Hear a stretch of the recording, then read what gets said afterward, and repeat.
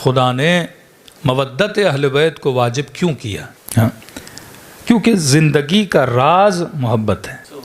यानी अगर आप ज़िंदगी से मोहब्बत निकाल दो कुछ बचता ही नहीं, कुछ नहीं बचता। हमारी पूरी ज़िंदगी की डायरेक्शन क्या है? मोहब्बत है। मसलन फ़इन्नमा तुवल्लू फ़सम्मा वजहुल्लाह, जहाँ भी चेहरा करो खुदा है। लेकिन कहा कि जब नमाज पढ़ो तो चेहरे को किसकी तरफ करो? काबे की तरफ करो।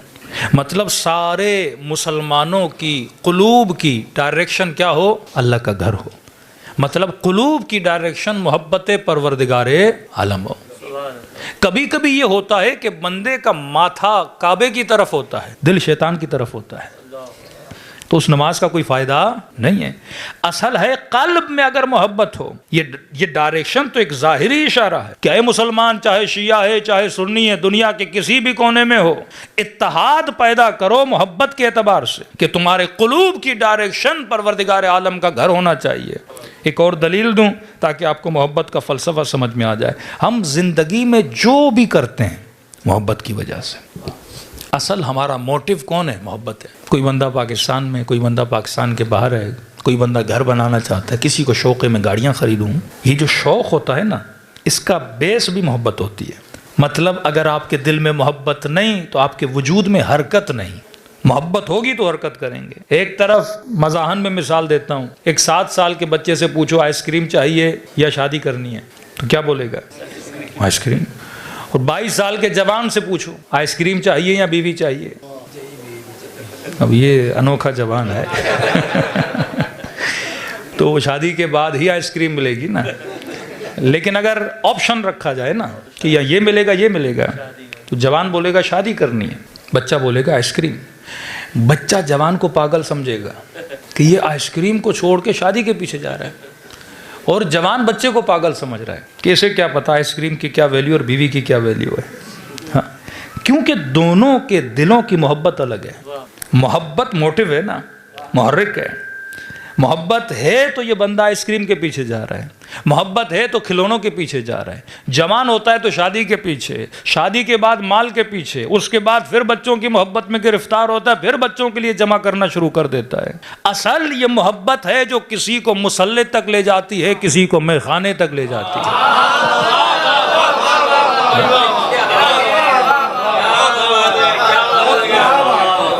आपका मुहर्रिक असल में मोहब्बत है। जिसकी मोहब्बत आएगी आप उसी के पीछे लगोगे। मोहब्बत अली की है तो बंदा अली के पीछे। कसूर मुसलमान का नहीं है, मसला मोहब्बत का है। तभी खुदा ने कहा कि मैं मोहब्बतों से तुझे नहीं रोकता, मैं शुरू में बता रहा हूं कि मोहब्बत का चुनाव अच्छा होना चाहिए।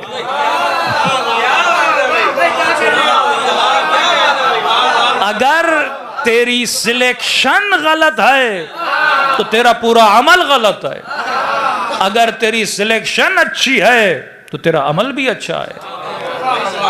देखिए भाई, जमहूरियत में आजकल तो ये मिसालें भी बहुत जहन में आ जाती हैं। 1.5 साल से जो पाकिस्तान का मसला चल रहा है, तो आज तक यही बहस है कि सिलेक्शन होगी या इलेक्शन होगा। हाँ? तो सारा डिपेंड है, सिलेक्शन गलत तो मुल्क का सत्यानाश, सिलेक्शन सही तो मुल्क भी अच्छा। तो एक पाकिस्तान में अगर सिलेक्शन अच्छी ना हो तो मुल्क का निज़ाम बिगड़ जाता है, और इस्लाम में अगर सिलेक्शन अच्छी ना हो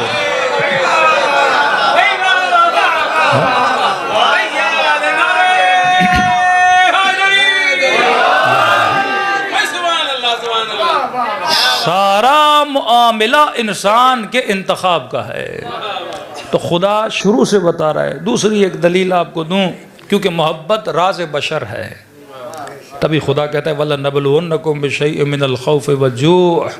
अल्लाह इम्तिहान भी मोहब्बतों का लेता है। बंदा रोता मोहब्बत की वजह से, गिड़गिड़ाता मोहब्बत की वजह से। खुदा न खास्ता जवान को किसी गलत शख्स से मोहब्बत हो गई, मैंने ज़िंदगियाँ तबाह होते हुए देखी हैं। पहले पता नहीं लगता, शिकार हो गया मोहब्बत का, ज़िंदगी तबाह हो जाती है। कोई माल की मोहब्बत की वजह से, कोई शोहरत की मोहब्बत की वजह से, कोई मकाम की मोहब्बत की वजह से। हाँ, ये मोहब्बतें हैं जो बंदे को तबाह करती हैं। लेकिन खुदा ने रअसुल मोहब्बत अगर किसी चीज़ को रखा, वो मवद्दत अहले बैत को रखा। ये वो मोहब्बत है जो बंदे को बिगड़ने नहीं देती। दूसरा सवाल आपसे करूं, मोमिनीन अक्सर करबला जाते हैं, 40 में हमें बहुत सुनने में आता है, कहते हैं कि करबला मोमिन की जन्नत है, करबला मोमिन की जन्नत है। अब मैं लफ्ज़ों को दोहराने का आदी नहीं हूँ, मैं हर बात पे सवाल करने का आदी हूँ। तो आपसे सवाल यह है कि मोमिन की जन्नत करबला क्यों है? असलन करबला है क्या या जन्नत है क्या? क्या आप ये बोलते हो कि करबला मोमिन की जन्नत है? जन्नत किसे बोलते हैं? कुरान तो ये बोले जन्नत में हूरें, जन्नत में गिल्मा, जन्नत में हरियाली, जन्नत में दूध की नहरें, जन्नत में शहद की नहरें, जन्नत में आसाइश, जन्नत में तकिए, जन्नत में जो पूछा जाए वो बंदे को चीज़ मिल जाए। और ताज्जुब का आलम यह है कि बंदा करबला की सरजमीन पे उतरा, 3 दिन मशी की, पाँवों में छाले पड़ गए, घुटनों में बल पड़ गए, बंदा थका हुआ टूटा हुआ पसीने का आलम है, इतनी तकलीफ उठाने के बाद भी बोले कि करबला मोमिन की जन्नत है। तो क्या जन्नत तकलीफ का नाम है? जन्नत पाँवों के छालों का नाम है? जन्नत बदन की थकावट का नाम है? अरे करबला में तो कोई नहरें नहीं, करबला में तो कोई गिल्मा नहीं, करबला में तो शहद की नहरें नहीं, फिर क्यों बोलते हो कि करबला मोमिन की जन्नत है? तो एक मोमिन ने सोच के ये बोला कि मौलाना, सारी थकावटों के बाद जब बैनुल हरमैन से गुजरना हुआ और निगाह हुसैन के रोजे पे पड़ी तो ऐसा सुकून मिला, इसी सुकून की वजह से हम बोलते हैं कि करबला मोमिन की जन्नत है। हाँ? तो पता चला सारा मजा है सुकून में, असल मजा है सुकून। बंदा बीमार है, हॉस्पिटल में एडमिट है, जब आदमी बीमार हो तो किसी चीज़ के खाने का मन नहीं होता, और आपने अच्छे अच्छे खाने रखे का नहीं, दिल नहीं कर रहा। मतलब खाना भी तब अच्छा लगता है जब सुकून हो। कई लोग बड़े बड़े महलों में होते हैं पर बेसुकून होते हैं, कई लोगों के अकाउंट्स में करोड़ों पड़े होते हैं पर सुकून नहीं होता, और कुछ ऐसे हैं हाथ में कुछ भी नहीं, मुसल्ले इबादत पे बैठते हैं पर सुकून के आलम में होते हैं। कि उलमा फरमाते हैं यजीद तख्त पर बैठ कर भी बेसुकून था, और सैयदा ज़ैनब के हाथों में रस्सियाँ थीं पर सुकून के साथ खड़ी थीं। अल्लाह की सबसे बड़ी नेमत क्या है? सुकून है। कि आवाज़ आई कि हबीब, हमने तुम्हारे दिल पे सकीना को नाजिल किया, हमने तुम्हारे दिल पे सुकून को नाजिल किया। असल ये नहीं कि बंदे को दौलत मिल जाए, माल मिल जाए, औलाद मिल जाए, या बीवी मिल जाए, या शादी हो जाए तो सुकून मिल जाता है। हाँ, ये ज़रूर है, उन चीज़ों से सुकून मिलता है, पर आरिज़ी सुकून मिलता है। कई लोग हैं तमन्ना होती है फलां गाड़ी मिल जाए, 2 महीने के बाद गाड़ी का सुकून ख़त्म हो जाता है, फिर कहते हैं और बड़ी सवारी के पास जाऊं। यानी तमन्नाएं दिन ब दिन जन्म लेती हैं। कहता है ये मिलेगा तो सुकून मिलेगा, मिल जाए तो सुकून, फिर अगली तलाश में चला जाता है। घर मिलेगा तो सुकून मिलेगा, घर ले लेता है, फिर अगली तलाश में चला जाता है। तो असल जो मज़ा है वो सुकून में है, तभी बंदा मुसलसल सुकून की तलाश में रहता है। इस चीज़ से नहीं मिला तो नेक्स्ट स्टेप, उस चीज़ से नहीं मिला फिर अगली चीज़ की तलाश में होता है। तो सवाल ये मिला कि करबला जन्नत है। जन्नत इसलिए है क्योंकि सुकून है। सुकून किस में है? कहा कि रोज़े हुसैन में। सुकून किस में है? कहा ज़री अबी अब्दुल्लाह अल हुसैन में। तो मैंने कहा मेरा एक छोटा सा सवाल है, क्या ज़रिए इमाम हुसैन में सबके लिए सुकून है या सिर्फ तेरे लिए सुकून है? रोज़े इमाम हुसैन को देखने के बाद क्या बिन सलमान को भी सुकून मिलता है या सिर्फ तुझे मिलता है? अगर ज़रिए इमाम हुसैन में सुकून होता तो सबको मिलता। आप ये बोलें कि जिक्र अली में सुकून है, तो मैं कहता हूँ आपको सुकून मिलता है। कुछ ऐसे हैं जो जिक्र सुनते ही अंदर से जल जाते हैं। तो फिर जिक्र में तो सुकून नहीं हुआ ना। एक मर्तबा मैं ये बोलूँ कि पानी प्यास को बुझाता है, तो पानी शिमर भी पिए तो प्यास बुझे, अली वाला भी पिए तो प्यास बुझे ना। लेकिन जिक्र अली का मामला तो ये नहीं है। अली वाला सुने तो चेहरा खिल जाए, मुखालिफ सुने तो चेहरा बिगड़ जाए। कुछ वो जो माल घर गाड़ी बेच के भी कहते हैं करबला की ज़ियारत पे जाना है, और कुछ ऐसे हैं जो अपने वजूद में बम बांध कर हुसैन के रोज़े के दुश्मन बने हुए हैं। तो ये क्या माजरा है? किसी को बुतों से सुकून मिले, किसी को ज़रिए हुसैन से सुकून मिले। कोई चर्च में जाता है तो सुकून लेता है, कोई मस्जिद में आता है तो सुकून लेता है। सुकून का रीज़न क्या है? मुझे इमाम की ज़रिए से सुकून मिल रहा है, दुश्मन हुसैन को सुकून नहीं मिल रहा। मैं अगर चेहरे अभी अब्दुल्लाह अल हुसैन को देखूं तो बाग बाग हो जाऊं। लेकिन एक वो था जो इमाम के सीने पर था, और हुसैन बार बार ये कहते रहे कि मेरे चेहरे को देख, लेकिन कहता नहीं हुसैन मैं नहीं देखूंगा, मुझे खौफ है तेरे चेहरे को देखूं तो मेरे इरादों को बदल न दे। कुछ वो हैं जो तमन्नाए सीमाए हुसैन कर रहे हैं, और कुछ वो है जो हुसैन के सीने पे सवार होके गलूए इमाम पे खंजर चला रहा है। ये माजरा क्या है? किसी को शौक़ ज़ियारत है, कोई शौक़ कत्ल हुसैन रख रहा है। तो असल सुकून जिक्र में नहीं है, ना ज़री में है, ना उस चांदी में है, ना उस गुंबद में है, ना उस ज़मीन में है। सुकून है मोहब्बत हुसैन में। याद रखिए, सुकून का ताल्लुक मोहब्बत से है। अब जिससे मोहब्बत होती है उसकी हर शय को देखने से सुकून मिल जाता है। अली से मोहब्बत है तो नाम अली सुनोगे तो सुकून मिलेगा। किसी को किसी दुनिया वाले इंसान से मोहब्बत है तो उसका नाम सुनेगा तो सुकून मिलेगा।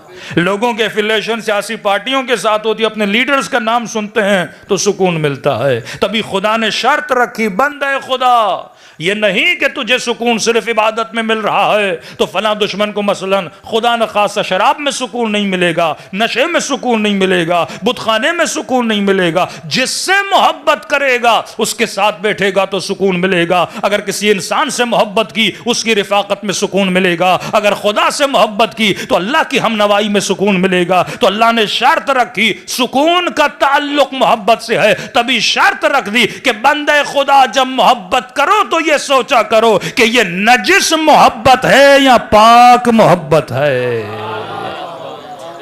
निजासत में भी कभी कभी इंसान सुकून को तलाश करता है, लेकिन टेम्परेरी सुकून होता है। अबदी सुकून अगर चाहिए जो कब्र के दहाने तक तेरे साथ हो, वो इश्क खुदा की मोहब्बत है, वो इश्क मोहम्मद और आले मोहम्मद की मोहब्बत है। ये वो मोहब्बत है जो कभी पुरानी नहीं होती। ईरान के एक जाकिर हैं हमीद अलीमी, बहुत अच्छा जाकिर है।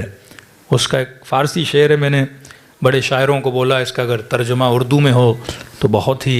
ईरानियों की एक आदत है, जब वो अहले बैत से हम कलाम होते हैं तो बड़े खुदमुनी होते हैं, मतलब बड़ा फ्रैंकली बात करते हैं। पाकिस्तान में फिर एक अदब का रिश्ता बहुत ज़्यादा है तो हम इतने फ्रैंक नहीं होते अहले बैत अलैहिस्सलातु वस्सलाम से। तो वो इमाम हुसैन को मुखातब करता है। अब हमीद अलीमी वो है जो 13 साल से नुह खानी कर रहा है। अब इस वक्त एज के उस हिस्से में है कि दाढ़ी उसकी सफ़ेद हो चुकी है, बाल झड़ चुके हैं। तो इमाम हुसैन को कहता है हवा से हस्त, यानी मौला हुसैन क्या आपकी तवज्जो है मेरी तरफ। इमाम को कहता है कि मौला हवा से हस्त, क्या आपकी तवज्जो है अपने इस अदना से जाकिर की तरफ, कि जब मैं ख़ुद को आईने में देखता हूँ तो मेरे बाल सफ़ेद हो गए हैं। मौला तेरा जाकिर बूढ़ा हो गया है, लेकिन जब मैं तुझे देखता हूँ मौला तू वही हुसैन है जो बचपने में था। यानी जो हुसैन में बचपन से सुनता आ रहा हूँ आज भी हुसैन तो वही है, लेकिन मौला ज़रा अपने जाकिर को देख, ये दिन ब दिन बूढ़ा होता जा रहा है, ये दिन ब दिन फरसूदा होता जा रहा है। तो हर मोहब्बत एक मकाम पे दम तोड़ देती है। बच्चा खिलौने से मोहब्बत करेगा, बड़ा होगा वो दम तोड़ जाएगी। लेकिन एक मोहब्बत है जो बचपन से हमारी माओ ने हमें अता की, और कब्र के दहाने तक ये मोहब्बत साथ रहती है। और ये मोहब्बत कभी पुरानी नहीं होती, क्योंकि ये फ़ना का इश्क नहीं है, ये बका का इश्क है। बका का इश्क हमेशा बाकी रहता है।